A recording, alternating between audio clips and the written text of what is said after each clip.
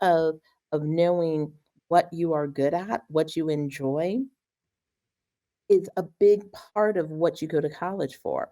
No one expects an 18-year-old to know what they're gonna do, 5 years from now or 10 years from now. The reality is what most 18-year-olds, the jobs that exist in 5, 10 years after they graduate may not even exist today.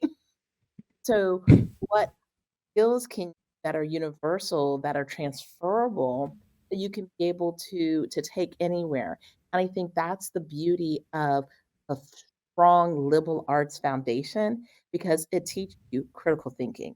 It teaches you creative thinking teaches you how to use numeracy, whether it's through research or through accounting or other things that will help you to be successful. It teaches you how to write and to speak clearly and concisely.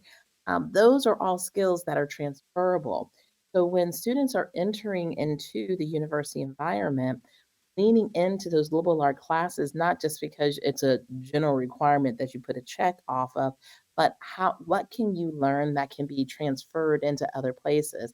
And how can I use the network and the resources that are available at my school? Because every university has speakers that come in. Having students to go and hear those speakers might open the door to a different way of thinking. It might open the door to a career opportunity they didn't know about. It could open the door to a network that they can become a part of as they plan for the future. So, being engaged in that, but then also allowing students to practice their skills while on campus, getting involved in student media. You might work at the student newspaper and discover you hate that environment. That's a good thing to know now while you're in school versus when you've got student loans to pay and you hate working in journalism and you just majored in it and you got your first job and you hate it. So we want students to practice whether it is in journalism or student run agency or working on an internship. I encourage students to take multiple internships. Why? Because you want to know what you like, you want to know what you don't like. And so we encourage them to do that. Some might be a volunteer for a nonprofit or government agency.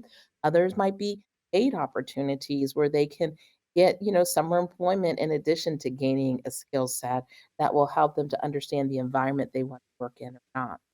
So part of it is experimentation. Part of it is getting engaged on campus. Part of it is talking to faculty. Part of it is talking to speakers. Part of it is doing your own strengths finders that you might be able to do with the Office of Career Services or what we call the Student Professional Development Center. But all of those things will help students to know a little bit more about themselves, know what they like, know what they don't like, and know what those opportunities might be upon graduation.